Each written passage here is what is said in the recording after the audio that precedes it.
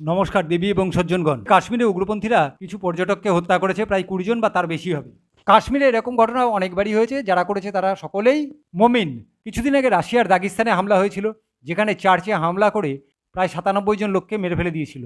এই দাগিস্তানে 97% মমিন বাস করে, 3% খ্রিস্টান বাস করে বা অন্যান্য ধর্ম সম্প্রদায়ের লোকেরা বাস করে। কারা করেছিল বলুন তো? মমিনরা। পৃথিবীতে চারদিকে যত উগ্রপন্থী হানা ঘটছে সবই মুসলমানেরা ঘটাচ্ছে, প্রায় 99%। তারপরে তারা যখন মার খাচ্ছে বা রিটালিয়েশন ঘটছে, তখন তারা ভিকটিম কার্ড খেলছে এবং সারা পৃথিবীতে বলছে মুসলমানদেরকে হত্যা করা হচ্ছে। যেমন ইহুদিদেরকে মারতে গিয়েছিল মুসলমানেরা, 1200 জনকে হত্যা করেছিল, 300 জনকে প্রায় অ্যাবডাক্ট করে নিয়ে গিয়েছিল। আজকে যখন ইহুদিরা রিটালিয়েট করছে, তখন সারা বিশ্বের মুসলমানেরা চিৎকার করছে যে গাজার উপর ইহুদিরা অত্যাচার করছে। এই একই ঘটনা রোহিঙ্গাদের ক্ষেত্রে হয়েছিল। রোহিঙ্গারা হিন্দু এবং বৌদ্ধদের হত্যা করা শুরু করেছিল, তারপর রোহিঙ্গাদের পাল্টা মার দেওয়া শুরু হয়েছিল। আজকে কাশ্মীরে যে কাণ্ড ঘটেছে, যে হত্যাকাণ্ড ঘটেছে, তার মূল কারণ হচ্ছে কাফের হত্যা করো। তারা বেছে বেছে হিন্দুদের হত্যা করেছে। যাদেরকে হত্যা করা হয়েছে তাদের প্যান্ট খুলে দেখা হয়েছে, তাদের খাতনা করা হয়েছে কিনা, লা ইলাহা ইল্লাল্লাহু মুহাম্মাদুর রাসূলুল্লাহ কলমা তারা পড়তে পারে কিনা ইত্যাদি। এ তো 1400 বছর আগে থেকে হয়ে আসছে। এই জিনিস তো যে ধর্মের প্রবর্তক ছিলেন তিনিই করে দিয়ে গেছেন। আজকে ইউটিউবে বসে বসে দেখুন এখানে উগ্রপন্থীরা এই করেছে, সত্যি ভীষণ বর্বর করেছে, এর প্রতিশোধ নেওয়া উচিত ইত্যাদি বলে তো কোনো লাভ নেই। আর মাথায় টুপি পরে আমি বলবো যে দেখুন ইসলাম শান্তির ধর্ম, আর ভিডিও বানিয়ে আমি লক্ষ লক্ষ টাকা আয় করব, এসব চলতে পারে না। আজকে পরিষ্কার, তোমাকে যদি পয়সা ইনকাম করতে হয়, ইউটিউবে ভিডিও বানাতে হয়, তোমাকে পরিষ্কার ইউটিউবে দাঁড়িয়ে বলতে হবে যে 1400 বছর আগে যে লোকটা আরবীয় সাম্রাজ্যবাদকে প্রবর্তন করে গিয়েছিলেন, সেই লোকটা কোনো স্পিরিচুয়াল লোক ছিলেন না। সেই লোকটা সেই কাল থেকে আজ পর্যন্ত সন্ত্রাসবাদের হোতা মাথা এবং সর্গনা, এবং তার জীবনী এবং তার লেখা বইটা সন্ত্রাসবাদীদের পকেট বুক।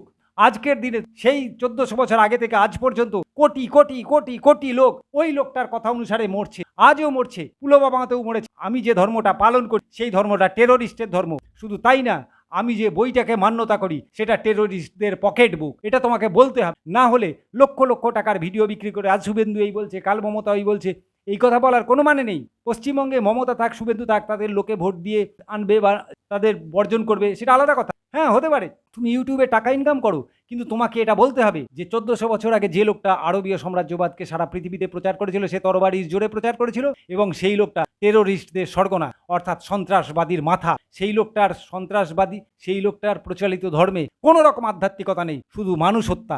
যার ফলশ্রুতি হিসাবে এই পৃথিবীতে যতদিন এই ধর্ম টিকে থাকবে ততদিন মানুষ মরতেই থাকবে। যদি আমাকে সেকুলার সাজতে হয় বা সেকুলার প্রমাণ করতে হয়, তাহলে তসলিমা নাসরিন, আসাদ নূর অথবা আব্দুল্লাহ আল মাসুদের মতন আমাকেও বলতেই হবে ইসলাম যতদিন বেঁচে থাকবে ততদিন সন্ত্রাস থাকবে, ইসলাম যতদিন বেঁচে থাকবে ততদিন অমুসলমানদের কোনো নিরাপত্তা থাকবে না, মুক্ত চিন্তক এবং মুক্ত চিন্তাবাদীদের কোনো নিরাপত্তা থাকবে না, নারীর কোনো নিরাপত্তা থাকবে না। ইসলাম যতদিন বেঁচে থাকবে ফুল শুকিয়ে যেতে থাকবে, শিশুরা মরে যেতে থাকবে, বৃষ্টির মতো ঝরে পড়তে থাকবে লক্ষ লক্ষ মৃত পায়রা। ইসলামের গর্ভ থেকে জন্ম নিতে থাকবে ঘৃণা, জন্ম নিতে থাকবে কুৎসিত দানব। ইসলাম যতদিন বেঁচে থাকবে ততদিন সভ্য হবে না কোনো রাজ্য, কোনো রাষ্ট্র, সভ্য হবে না কোনো পৃথিবী। না, এটা তসলিমা নাসারিনের টুইট।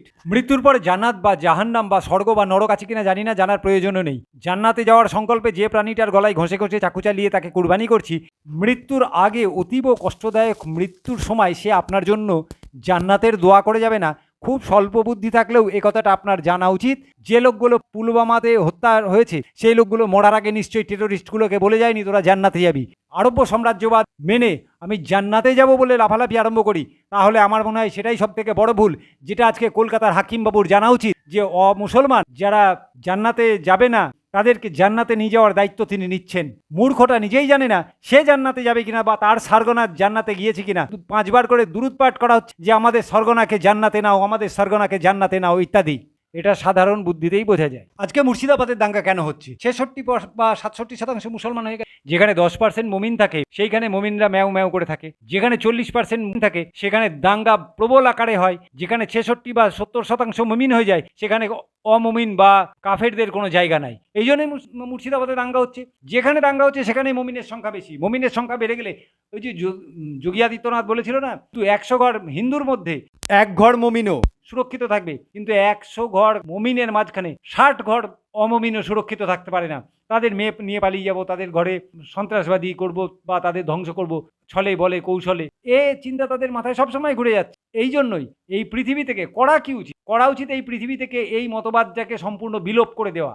এটা পৃথিবীতে যতদিন থাকবে ততদিন পৃথিবীর ক্যান্সার এই মতটা। এটা আমার ব্যক্তিগত মতামত। এটাকে বিলোপ করা একান্ত প্রয়োজন। এদের থেকে মানুষ যত মুখ ফিরিয়ে নেবে, যত শিক্ষিত হবে, ততই মঙ্গল। এই পুলওয়ামাতে 40 জন সেনা মরেছিল। এই পুলওয়ামাতে আজকে 37 জন মারা গেছে। এই ভিডিও করতে করতে যে নতুন সংবাদ এসেছে, এই পুলওয়ামাতে বহু টেরোরিস্ট অ্যাটাক ঘটেছে। আজকে এই পুলওয়ামাতে যে 36 জন বা 37 জন এখনো পর্যন্ত নিহত হয়েছে, আগামী সময় আরও হবে, কি যাই হোক হবে। কালকে একটু আমরা ভুলে যাব, পরশুদিন আবার পৃথিবীর কোনো জায়গায় মোমিনরা অমুসলমান লোকের উপর হাঙ্গামা চালাবে এবং অত্যাচার আরম্ভ করবে এবং গুলি চালিয়ে হত্যা করবে। তারপরের দিন আবার সেই জায়গাটা ভুলে যাওয়া হবে। তারপরের দিন আবার পৃথিবীর কোনো জায়গায় মোমিনরা অমুসলমানদের উপর হত্যালীলা চালাবে। 1400 বছর আগে থেকে এই হত্যালীলা চালানো শুরু হয়েছে, আজ পর্যন্ত চলছে।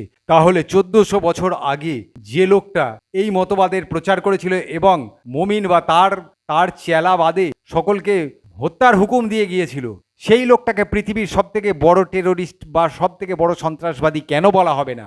সেই লোকটার লেখা আসমানি কিতাবকে কেন টেরোরিস্টদের পকেট বুক বলা হবে না?